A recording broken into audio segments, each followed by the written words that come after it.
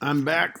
Let's think about part three now of lecture nine, the labor market.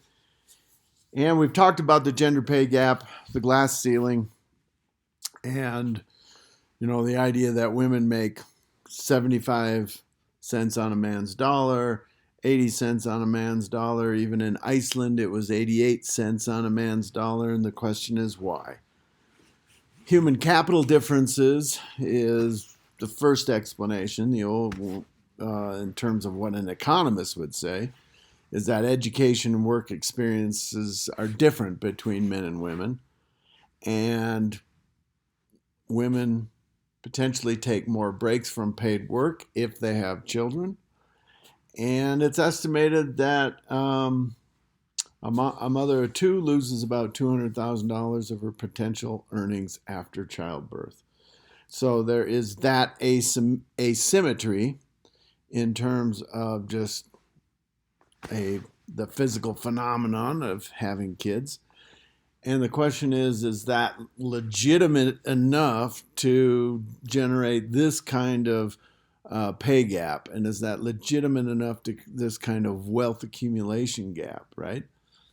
In the U.S., depending on where you work, the rules on maternity leave are pretty weak compared to the Scandinavian countries.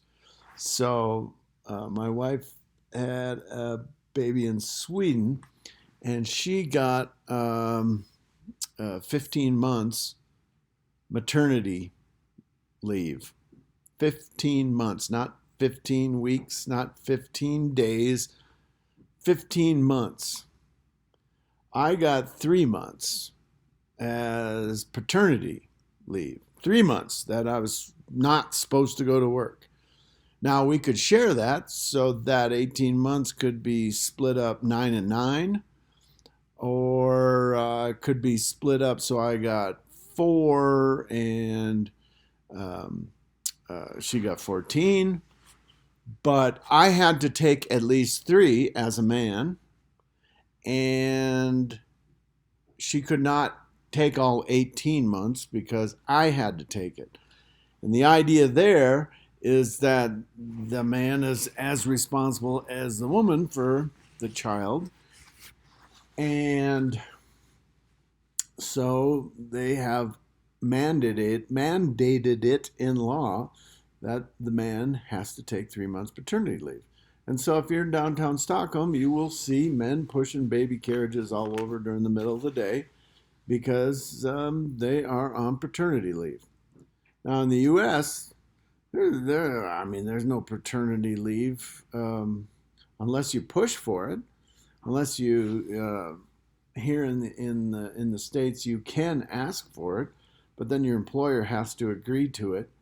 Um, in Scandinavian countries, it's a right. It's something that's embedded in the system, and the whole idea, again, is to try not to create this gender gap between men and women because of just a physical phenomenon.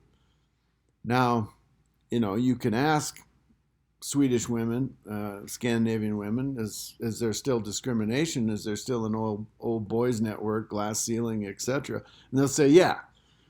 Even with these rules, there's still, you know, there are men's jobs and there are women's jobs, and we're going to segregate this thing out, and we're going to have these industrial crowding and occupational crowding, and so discrimination still exists, even though you try to regulate around it. The question also rises: do women value flexibility more than men? Caregivers paying for flexibility, you're paying an option value essentially by taking a lower wage. You have this expectation of more flexibility. If you are interested in a bunch of flexibility that comes with lower pay, well, there's also things like working for a pharmacy, which has lots of flexibility and has equal pay, right? These Claudia Golden has a couple things worth looking at that are clickable here on the on the page, and she's been studying. She's an economist who's been studying this her whole life, and to try to tease out how much is this due to human capital differences, discrimination, and just the idea that women value flexibility more than men. Trying to explain caregivers and all that is beyond most economists' scope, because that goes back into preferences, and we assume that the preferences that exist they exist because of the culture you're raised in. So the question is, do we have to go back and change that as well? Well, that's another story that goes beyond just economics. This is an interesting figure here, that the number of days women have to work to earn as number of extra days that women have to work to earn as much as a white man. So there's me, a white man, up in January 1st. Asian women have to work an extra 42 days to earn as much as me. White women an extra 100 days. Black women 226 days, and Hispanic women 307. That is pretty eye-opening in terms of how does a Hispanic woman ever catch up to a white man if she's basically got to spend an extra year to earn what I earn today, right? So I earn 100, she's got to work an extra year to earn that 100. Well, in that meantime, I've earned 200, and now she's at 100. And then I've earned 300, and now she's never going to catch up. All right. Well, what about minimum wages? $15 an hour minimum wage in California for the last 5-6 years. The idea of living wage. Well, a minimum wage is this notion that everybody should be paid a fair wage and a wage that you can live on. Now, economists, again, see this as interfering with the marketplace in a way that is detrimental to the market. Because why? Well, what does a minimum wage really do? Well, here's our labor and supply graph again, supply and demand for labor. And you can see the minimum wage is essentially acting like that efficiency wage, setting the wage above the equilibrium market price for labor. And you can see the deadweight loss that arises now from setting this wage at $15 as opposed to letting McDonald's set their wage at whatever their wage is, $7 an hour, $8 an hour. So the more that you move from the market wage here and start setting a minimum wage above it, the greater the deadweight loss you create, because you create involuntary unemployment in this case, because there's less demand than there is supply for that wage. Now, does minimum wage do the same thing as an efficiency wage? Yeah, it does. Exactly the same thing. Again, the idea is you're buying loyalty, you're buying trust by setting the minimum wage so high.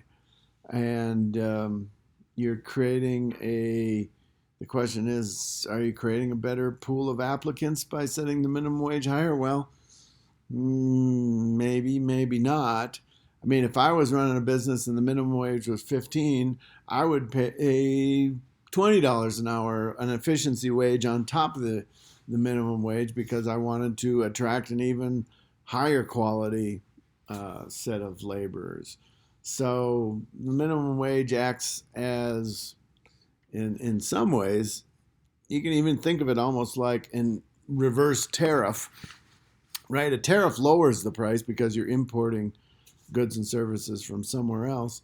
A minimum wage increases prices because you are restricting the demand for labor in this market. So again, minimum wages, involuntary unemployment, because the quantity demanded is different, and it creates dead weight losses. What about robots and automation? Man, now we're out here on the end of my information envelope. Um, if you're talking about robots and automation, yeah, there's substitutes. They've crowded out labor now for decades, a century. You come up with Henry Ford and the assembly line with machines moving parts, and eventually machines moving parts, and you don't need the people. You need one guy or one gal hitting the start button and watching to make sure things work. Now, are they complementary to labor? Um, yes and no. I mean, they're going to a bunch of people are going to be thrown out of a job, and the question is, what's going to happen to them? But their kids are not going to have that same job. They're going to hopefully find a better job. That's the way the theory goes. But if it's complementary to labor, maybe we don't have to work as many hours a week. Maybe 30 hours is enough to work as opposed to 40, 50, 60, 70, 80. Right? And so the future of work as we go through the 21st century, I mean, when you guys get to be my age, and it could be totally different from anything we know now when we have all these robots running around and artificial intelligence running around, and we have plenty of free time. I mean, what are we going to do? Well, this is where this notion of universal basic income comes from, and Elon Musk has been one of the big promoters of it, and we'll talk about that in a sec. Okay, so on robots. So this is an estimate by some MIT economists from a few years ago. For every robot per 1,000 workers, up to 6 workers lost their jobs and wages fell by 0.75%. Right? So little employment increases in occupations to offset the job losses in manufacturing. So if I can replace 10 people with one robot, boom, do it. Right? So these blue collar men without college degrees are the biggest losers in terms of the impact once robots are introduced into manufacturing jobs. The question is, can they find a substitute? And given the evidence that life expectancy is going down for blue collar men without college degrees, the evidence suggests not enough. So what's the conclusion? There's going to be losers in the process. It's going to take a long time for communities to recover, but women are less affected by men. Why? Are women more willing to take a pay cut? That is an open question. But all this leads to the idea that work is now being done by robots. What are we going to do? And how are we going to live? And this universal basic income is an old idea going back to the notions of utopia. That essentially it's like heaven. Everybody's hanging out and we still get paid and we still are able to shelter ourselves, get our kids to school, and eat. The basics are covered. So a universal basic income is a guaranteed cash benefit the government provides all its citizens. And now if you're a hardcore libertarian or you're a hardcore free market person, you're screaming at your screen right now, yelling at me to shut up. Because universal basic income sounds like a communist plot that, oh boy, big government is going to save the day. Well, just slow down a sec. The universal basic income idea is essentially the same as a negative income tax, where if your incomes are low enough, you get money returned to you. It would be a significant departure from our current style of welfare system where you get the WIC cards and you have to use it to spend on food. This would just be money coming back to you, spend it how you want. You want to buy cheap red wine all day long? Well, that would be up to you.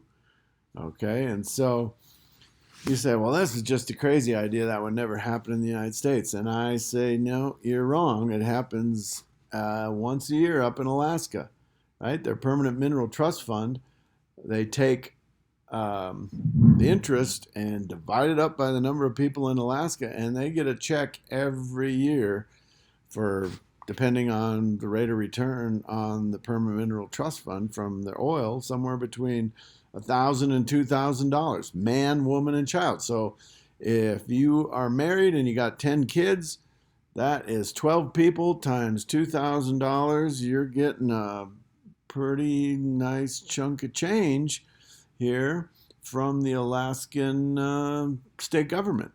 That is a form of universal basic income. Now you say, well, that's Alaska. They're different. And I'll tell you, Wyoming has one too. Except we don't get a check in the mail. It's the check we don't get, we don't account for, because we have a permanent mineral trust fund too. We have a rainy day fund. And every year we have interest from that rainy day fund and that permanent mineral trust fund, which means we don't have a state income tax. So we are essentially getting a universal basic income because we are not paying any kind of state income tax at all. That's harder to get your head wrapped around relative to Alaska, because Alaska, you get the check in the mail and then off you go. Here in Wyoming, you have more money in the bank because there's no income tax, no state income tax in Wyoming. So it's the same idea as a universal basic income, a payment to you, except that payment comes in the form of keeping your money in the bank as opposed to going out to taxes. So universal basic income, even though it sounds like a communist threat or a socialist policy, we already have it here in Wyoming, and we've got it in Alaska, and we've got it a few other places too. Like I say, it's not a new idea. Thomas More in Utopia talked about it way back when. Even the most staunch conservative economist, Milton Friedman, talked about doing it in the 60s with this negative income tax idea. Right? This universal basic income appeals to both conservatives and progressives in terms of the political thinkers. All right, 3 motivations. It seems to be a way to address the growing inequality and hopefully prevent some kind of revolution if there's some gigantic, if the rich start telling us to eat cake, anything can happen. We've seen it happen throughout history that this is one way to reduce, essentially take like a boiling pot of water on the stove, you're letting out some of the steam. It's going to help with widespread elimination of well-paying jobs due to robots. That is real, technological advances. And it would streamline all these crazy transfer assist programs we got in the U.S. now that lead to such a big chunk of government expenditures. When the idea is that to deliver $1 to a single mom who is unemployed takes $7 in terms of government spending, it's not a very efficient system, right? We got to spend $7 to get $1 to a person in need. That's not an effective outcome. Here's another link. You can read more about it. As I said, Alaska Permanent Fund is an example of a small universal basic income. Native American casinos, again, it's the same idea. You start collecting revenue and you start sending out the checks to members of the tribe.